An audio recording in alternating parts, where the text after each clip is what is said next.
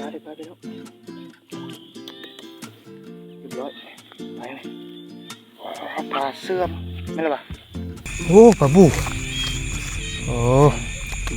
พอปลาบูใหญ่โอ้ลูกปลากดเยอะ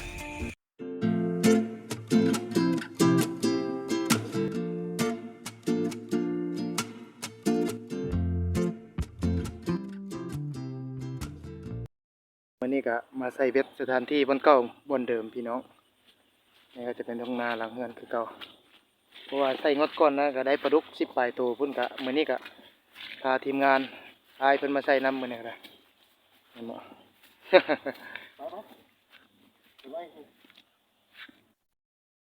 อันนี้เป็นขั้นที่ว่าเราจะยามกับครั้งแรกนะขั้นทำบิดเลยคือเบิ่งคือบุมีอย่างวะโอ้โหมันไอ้ปลาเสื่อมเนาะเสื่อมบุไปโอ้ยบุแม่นนั่นเนี่ยปลากดตีนี่เนาะปลากดตีนี่ปลากระแยงบ่โอ้ปลากระแยงมันปลดไหมปลากระแยงเลย เดี๋ยวปลดปลาก็ได้ไปน้องเด้อปลาไปน้องเรียบร้อยไปเลยปลาเสื่อมไม่หรอปะปลาเสื่อมใหญ่เรียบร้อยว่าเลยนะเข่งกินนะคุมมาเลยจักกันลดลงนี่เนาะคิดว่าเลยเนาะ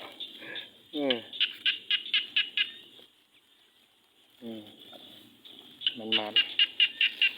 ว่าขายามกับรอบแรงกำลังสิค่ำจะมืดละ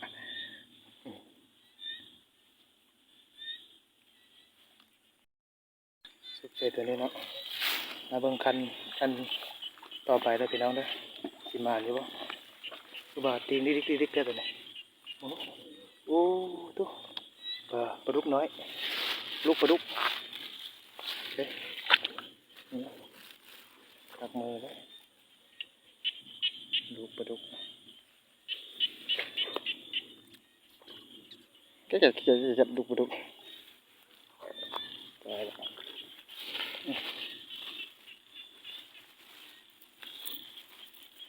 ใส่ก็ได้เลี้ยงชักมาใส่ขายามกลับได้พี่น้องนะมัน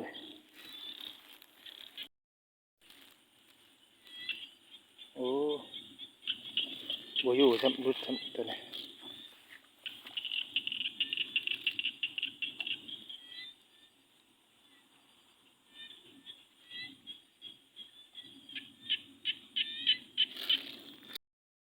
น้องมันคันตัวมา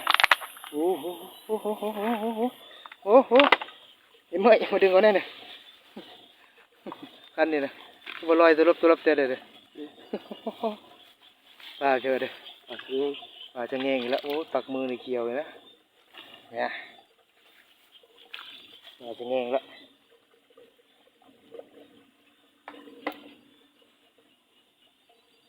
อันเนียงกันบ้าง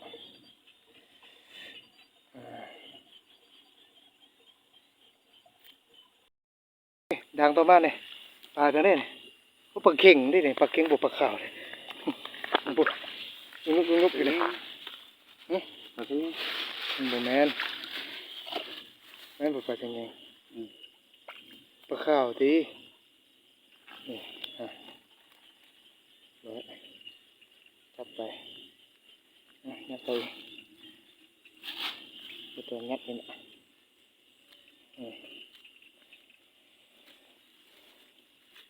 เป็นปลาขาวแล้วขณะยามกับซื่อๆได้นะยังไม่ได้ยามแท้ได้นะยังซ้ำนี้ประมาณแล้วมันนี่มึงพวกยามกับปลาดุกปลาเสื่อม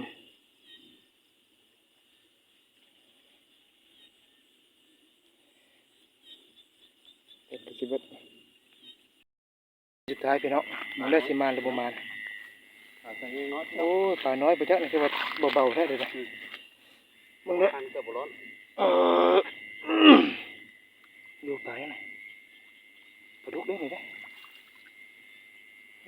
แม่จะดึงนะนู่น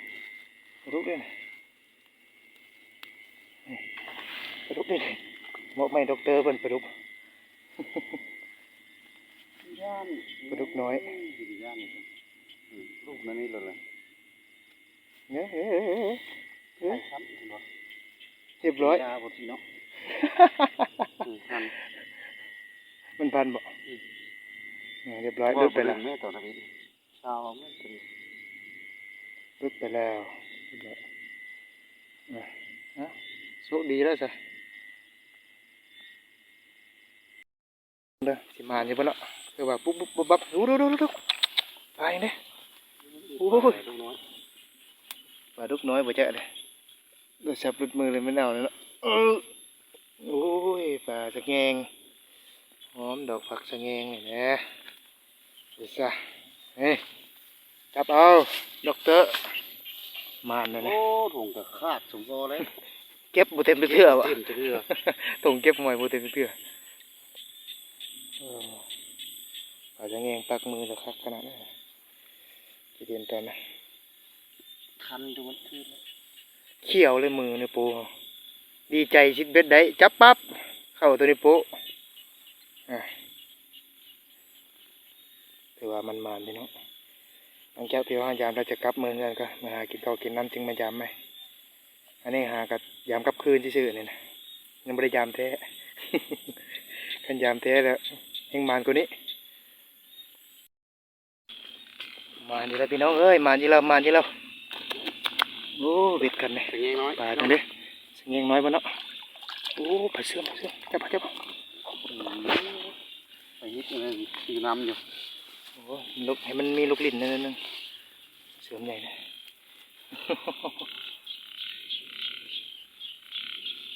ระบบนี้มั่นใจเวทระบบนี้เกียรติดีเกาะตาข้างในฮะปลาเสื่อมมันจับ2 เทื่อ3 เทื่อ มันบ่มันเบ็ดเหลือ เกียรติดีเกาะตาข้างใน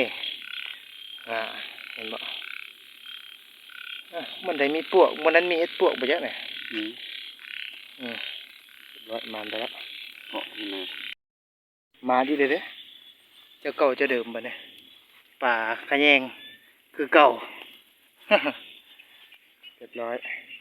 มาแต่ป่าขะแยงป่าขะแยง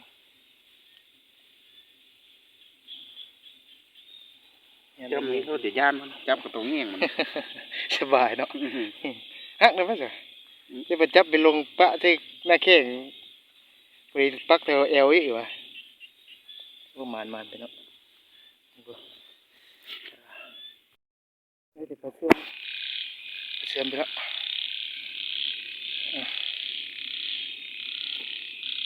ยกเห็นมีด้านให้มันลุด มันลุกง่ายเด้อเนี่ยของแท้เลยเดี๋ยวเด้ตามมันนี่แรงจริงความตามวันนี้ มาเนาะมาน้ำเบ็ดกันนี่เนาะ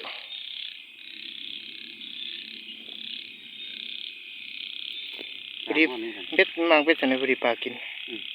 ปีปลากินยังเบ็ดสันนิซื้อมาใส่ปลาใส่ขี้กระเดือนนะ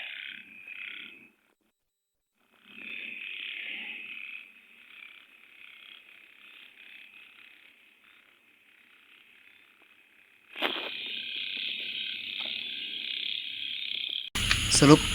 ผลงานแต่ว่าไม่ใช่เลยก็ยามกลับคืนยังจะไปยามอีกรอบ2เนี่ยผลงานปลาเสื่อมปลาสะแงงปลาขาววไรปลาดุกมันปลาดุกมันสบายดีพี่น้องแต่ว่ามายามเบ็ด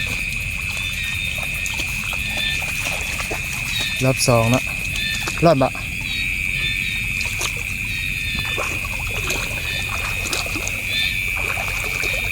นอนแล้วเหี่ยวไปใช้มักไปก้อนแต่หรอกงามไปการเกียดให้แล่นก้อนเพิ่นแต่ว่ามายามเบ็ดนะพี่น้องเนาะหลังจากที่ว่าเฮาใส่แล้วเฮายามกลับคืนแล้วเมื่อกินข้าวกินน้ำมารอบนี้มายามประมาณ ติดตามไปนำกันเด้อพี่น้องเด้อได้ปะฮะแค่เดียวว่าเอาละไม่ได้จ้ะนี่แจ้งคักปัญญังมันเห็นไหมเห็นนวดจะพุ่นนะแต่ว่าเนี่ยร่อนไปแล้วร่อนจับยิ้มสิกองนี่แล้วโอ้แจ้งคักขนาดตัวนี้แต่ว่ามาลองเบิ่งนะเบ็ดกันนี่พี่น้องสิมานอยู่ปะคืออยู่ปะโอ้ปลาเป็นไงปลาสังแงงน้อยอีกแล้ว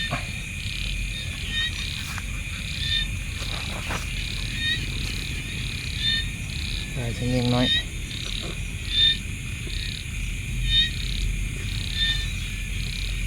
จริงเลยนี่แหละครับอยู่คือว่าเป็นตัวทวิตเลยของรอบนี้จับก็คือยานเลยนิดนึงเนาะ เราเบิ่งดังต่อไป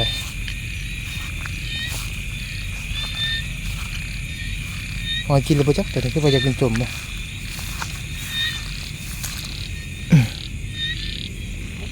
โอ้หล่นละตัวนี้หล่นแล้วถือว่าห้างกระจามเพชรผ่านมาประมาณ2 คันแล้วนะพี่น้องเนาะพามาใส่คันต่อไปบ้าเนี่ย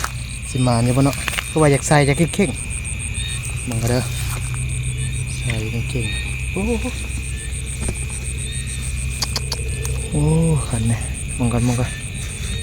ใส่อยากเข่งๆเว้ยมาเนี่ยบ้าโอ้ปลาสะเงงปลาเงี้ยปะมาจับมันนะจับหญ้านะ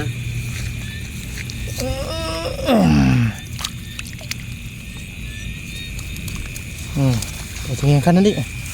คันนี้นะตัวแบบยึกยักเดี๋ยวคันปลาเนี่ยโอ้ปลาสะเงงมานปลาสะเงงเหมือนเนี่ยไม่ได้มานปลาดุกคือมันนั่นเลยมีแห้งไปกินแต่ปลาสะเงงเลยวะ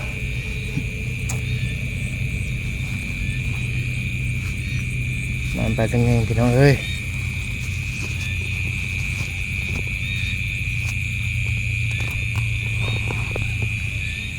น้องแปลถุงกันใช้ถุงแปลถุงเนี่ย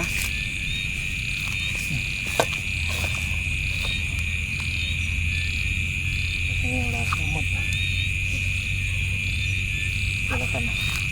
ใส่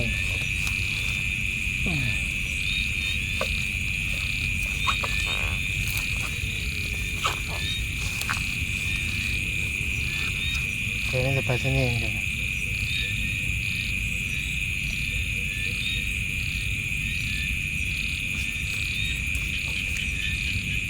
มาเดี๋ยวเราไปเนาะไปปลาสะเงงอย่าคุบอยู่แต่บกล้าคุบเลยนะโอ้ยมันไปง่ายแล้วปลาสะเงงเกาะตายปรากฏเตี้ยเนี่ยเนาะว่าปลาสะเงงก็ว่าอยู่ตัวท่านผู้ชมเลยเนี่ยได้ปรากฏไปนะตัวเรียบร้อยคันนี้มันจะมีเดี๋ยวมันเป็นงานเดี๋ยวจับมือท่านผู้ชมคืออยู่ว่าจะคือด้วยนะโอ้ร้อนคือขนาดคือร้อนนะเรียบร้อยร้อนเฉยมันน่าเชื่อปฏิหารย์ที่มีจริงรุดปลาจังนะโอ้ปลาบูโอ้ปลาบูใหญ่โอ้มานะปากกวงขนาดบาน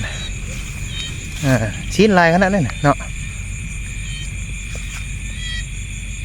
ท่านผู้ชมตัวใดตัววันนั้นใช่วันนั้นหรอวะ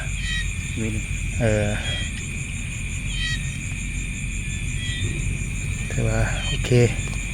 เรียบร้อย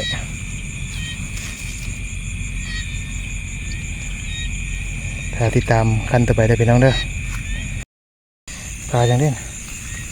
ปลาเสื่อมไปแล้วรีบไปอีกแล้ว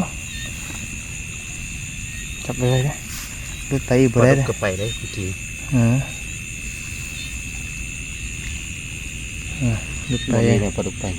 โมแมนเทิงบุมันปลุกไปนะเกือบบ่ได้แอม เกือบหลุดมาครับชมด่างต่อไปขั้นต่อไปได้พี่น้องนะสิมานเราประมาณทางจานเมยเป็นก็เอาไปตรวจสอบบางก่อนเป็นว่าคือว่าต้นเงางอกงอกแหละคันนี้มึงเนาะอุ้ยตกหนองเด้โอ้โหปลายะ เทียมน้อย เสียมน้อยวะแจ่มเลยเย้ปูปักมือที่เราไปเสื่อมเนาะ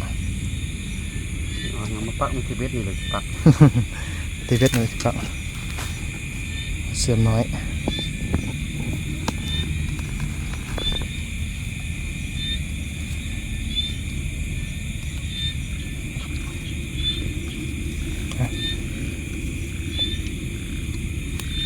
นะไปเสื่อมไปเสนียงพี่น้องมาแล้วมันคันนั่นเด้คือว่าบ้องได้คันนะมานอยู่บ่แต่ว่าคันเก่าคันเดิมพี่น้องเอ้ยมึงเด้อมันเคยได้นะตัวนี้นะโอ้ตัวปลาเชื่อมโอ้ปลาสะแงงแม่นบ่ปลาสะแงงปลากดเตี้ยเด้ปลากดน้อยปลากดน้อยกดน้อยแล้ววะปลากดน้อยอีหลีบริตัวมันมาในวันนี้เนาะได้ตลอดเลยไปก็ได้มาก็ได้เมื่อก็ได้ตัวนี้แต่ว่าคักลาย ย่างอยู่บ่ ยังอยู่นี่เบียดกันนะไปกันต่อลุ้นกันต่อไปขั้นต่อไปพี่น้องมาอยู่นะเปล่าโอ้ปลาเสื่อมไงว่าเราปลาสะแงงปลาชัน โอ้ครับปลาเสื่อมไง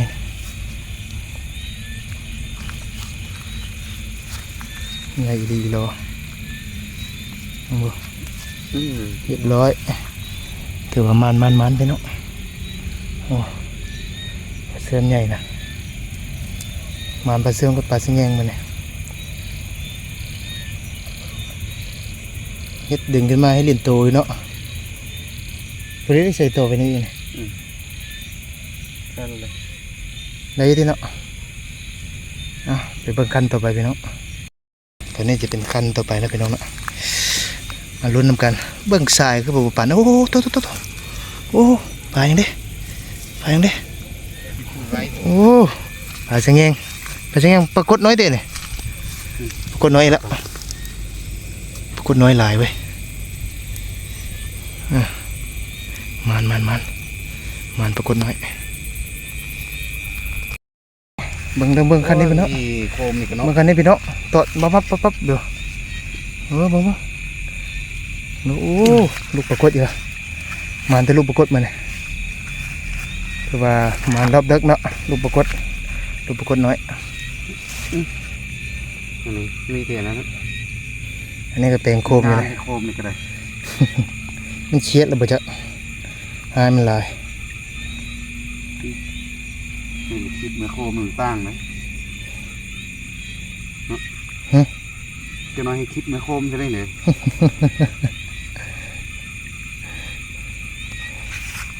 คือว่ามานี่แล้ว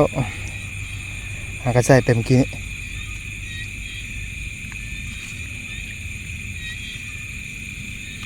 มองเบ็ดกันบ่ เอาเนี่ยว่าอย่างนี้ครับ ขณะนี้ในป่าไหลพี่น้องเอ้ยป่าไหลน้อย ที่ออกบ่ได้ คืนเลยคืนแล้วปลดบ่ได้บัดเด้ไม่แต่เมื่อเฮือนละ นี่วะปลดสายเบ็ดอยู่ถึงบ่ได้น่าเสียทงดึงออกมาเลยสีหิดเลยวะ นี่ได้บ่ครับ ไม่ได้สายจะพอขาดอ่ะแต่มันจริงเหนียวนะ อยู่ได้ เนี่ยปลดตั้งตึงอ่ะนะ เหรอปวดเตือนในกับมือจะละ ตั้งตึงแล้วก็แล้วเดี๋ยวปลาไหลเนาะมันก็เอียนบ้านเท่านี่แหละขณะนี้ก็กำลังกลับนะพี่น้องเนาะแต่ว่าสรุปผลงานกลางคืนนี้แต่ว่าได้ฮอดเกือบโลพุ่นปลาก็ได้รับสิบปลายตัวได้เอียนดิถ้าเบิ่งมื้ออื่นเช้าเนาะลุ้นเบิ่งนำกันว่าจะมานหรือบ่มานพี่น้อง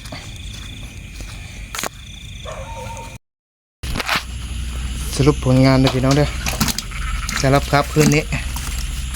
กับประมาณนี้ผลงานค่ำคืนนี้ไปทั้งปลากดปลาบู่ปลาเสื่อมปลาขาวปลาลูกน้อย ปลาเบบู ปลาเบบูละผลงานเบ็ด30 หลังแต่ว่ามานอยู่สบายดีเพื่อนพี่น้องป้องไปในตอนเช้าเนาะกะมื้อนี้กะมายามเบ็ดรับเช้าพี่น้องเลยมาลุ้นกันว่าสิมานหรือบ่มานเนาะเพราะเมื่อคืนนี่ก็ได้หลายเติบมีทั้งปลาดุกปลากดแล้วก็ปลาเสื่อมแต่ว่ากับบ่ใหญ่เป็นไดบ่ได้กินเน้นปริมาณพี่น้อง มาลุ้นกันเนาะงั้นก็จะนำมาเบิ่งด่างแรกนึงกันเลยบรรยากาศตอนเช้าแคมน้องแคมห้วยตัวนี้ก็ใส่อยี่นี่มองได้พี่น้องเด้อมาอยู่บ่เนาะคันแรกนี่เนาะกูสิบ่ส่งเว้ยหล่อนเนาะพี่น้องเว้ยหล่อนจับ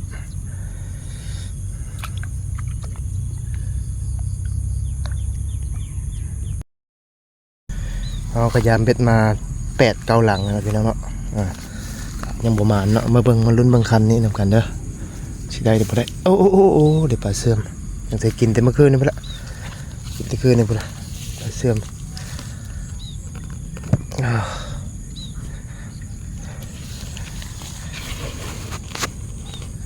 ปลาเสื่อมน้อยเสื่อมตายแล้วเด้อพี่น้อง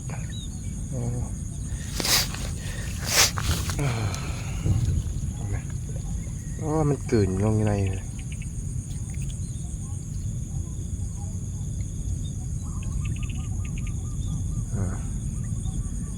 มันตัวแรก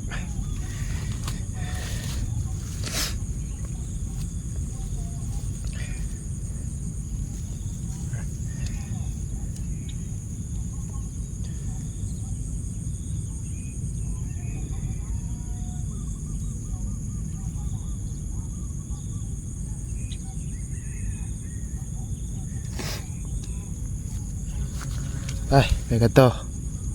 ขั้นต่อไปมาลุ้นเบิ่งนำกันนะพี่น้องเด้อขันนั่นนะจะมาหรือประมาณเนาะไปเบิ่งก่อนว่าตอดมกอยู่มันตาขาวน้อยโอ้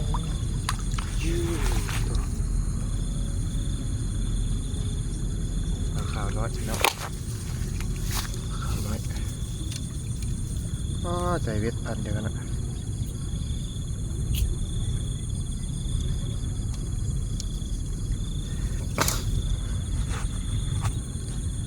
ดินแห้งเด้อ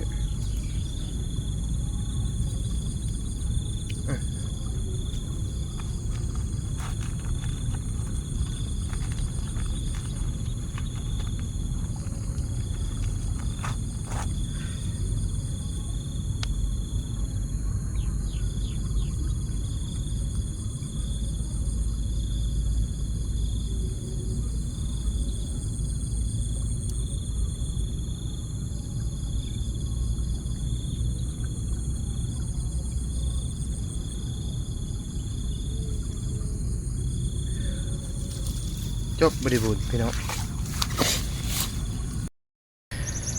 สำหรับการเซเบ็ดมานี่ถือว่าสิ้นสุดไปแล้วเนาะกูเบ็ดแล้วก็สำหรับคลิปของเราก็จบไปเพียงเท่านี้แหละพี่น้องเด้อฝนจะตกห้ามละบ๊ายบาย